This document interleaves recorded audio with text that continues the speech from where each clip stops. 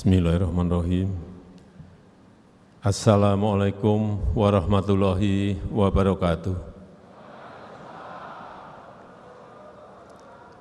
Selamat siang, salam sejahtera bagi kita semuanya. Shalom, Om Swastiastu, Namo Buddhaya, salam kebajikan. Salam Pancasila. Merdeka! Merdeka! Merdeka!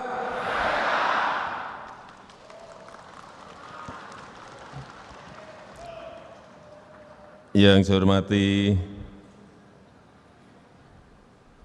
Presiden kelima Republik Indonesia, sekaligus Ketua Umum PDI Perjuangan, Ibu Profesor Dr. Hajah Megawati Soekarno Putri, yang saya hormati Wakil Presiden Republik Indonesia, Bapak Profesor Dr. Kiai Haji Ma'ruf Amin, yang saya hormati Ketua DPR RI, Ibu Puan Maharani, yang saya hormati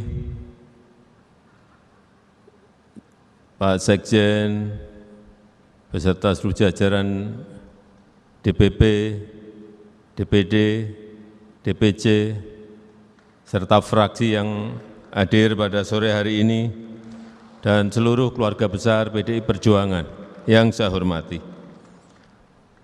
Dan yang saya hormati para menteri Kabinet Indonesia Maju yang tidak bisa saya sebut satu persatu, yang saya hormati para Ketua Umum Partai,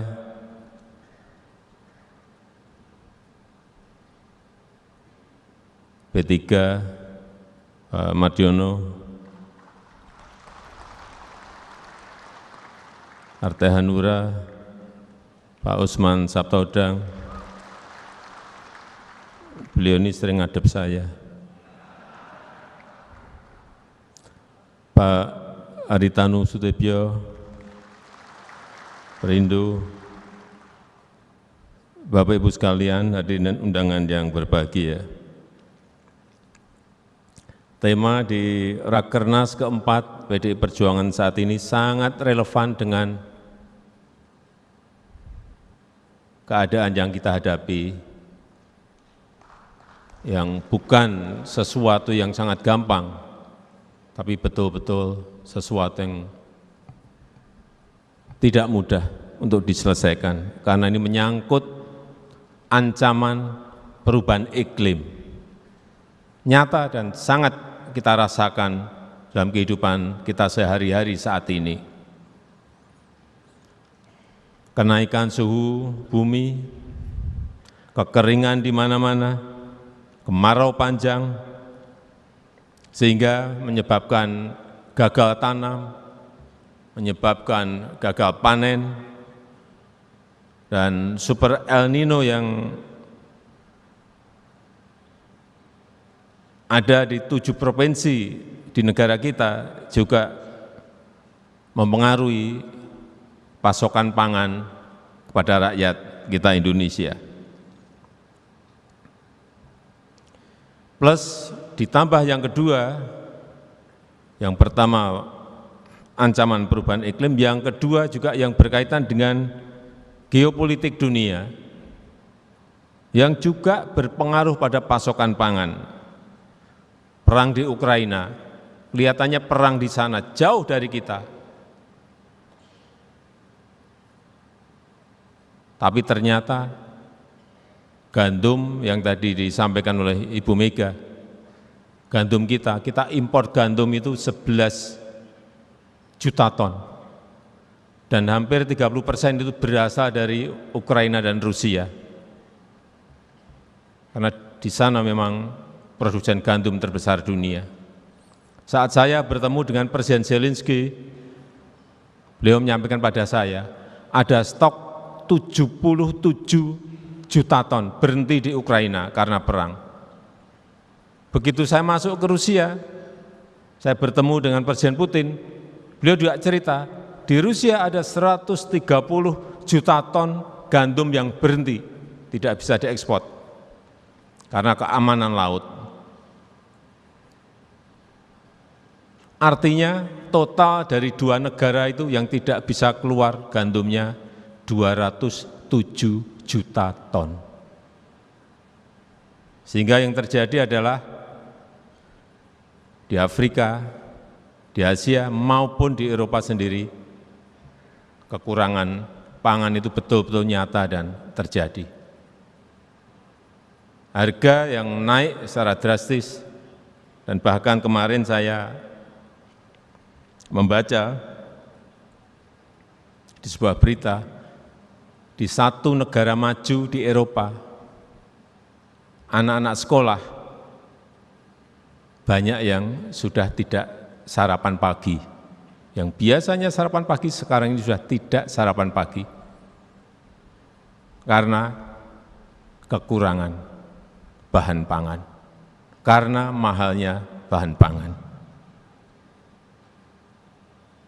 Yang ketiga yang sekarang terjadi menyebabkan pangan semakin naik harganya adalah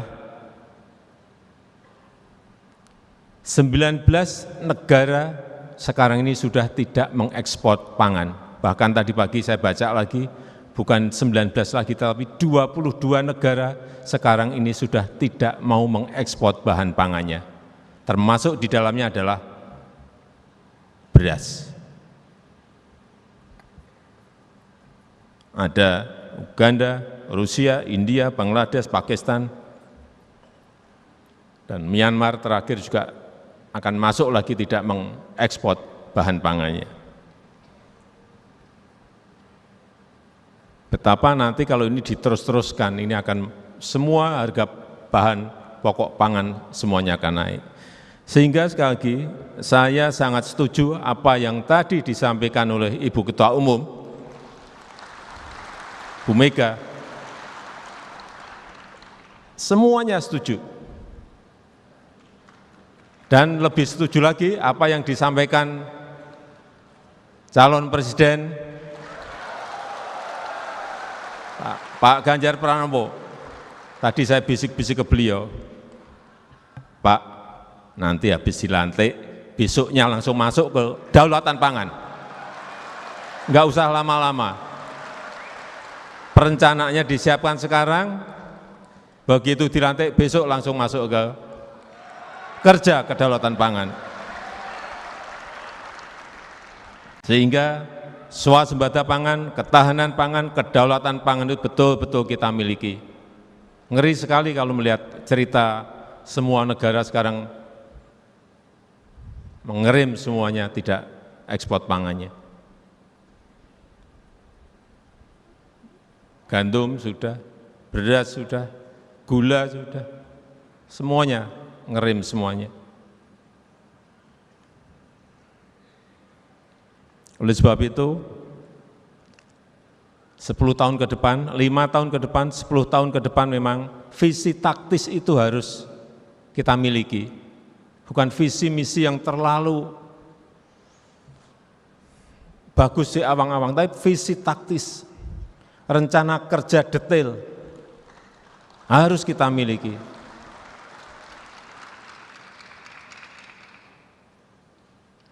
Dan saya yakin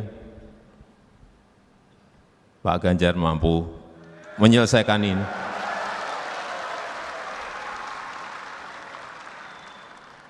Kita tahu penduduk kita sudah 278 juta.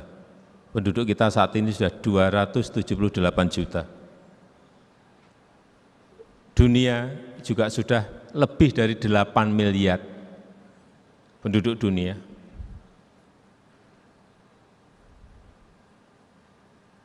Dan akan terus bertambah. Di tahun 2030 diperkirakan sudah mencapai 310. Karena pertumbuhan penduduk kita 1,25%, kenaikannya per tahun. Artinya sekali lagi, pangan menjadi kunci, seperti yang disampaikan oleh Bung Karno, pangan merupakan mati hidupnya suatu bangsa, itu betul sekali. Beliau sudah melihat kejadian yang sekarang ini kita alami. Sekali lagi, 5 tahun ke depan, 10 tahun ke depan, visi taktis itu harus kita miliki. Plan yang detail, rencana yang detail itu harus kita miliki. Sehingga jelas berapa waduk yang harus kita siapkan, berapa embung yang harus kita siapkan, berapa kilometer irigasi yang harus kita siapkan. Rencana detail itu ada, dan kapan itu bisa kita selesaikan. Karena waduk kita mungkin sampai tahun depan baru akan tambah kira-kira 61 waduk. Total waduk kita kurang lebih nanti plus 230 berarti kurang lebih 300-an waduk. Masih sangat kecil sekali kalau dibandingkan dengan Korea, dengan Cina, belum ada 10%-nya kita. Artinya masih perlu kerja keras untuk menyelesaikan infrastruktur yang berkaitan dengan pangan yang kita miliki. Saya rasa itu yang ingin saya sampaikan dalam kesempatan yang baik ini, dan saya tutup. Salam Pancasila. Merdeka! Merdeka! Merdeka! Terima kasih. Wassalamualaikum warahmatullahi wabarakatuh. Pak Presiden.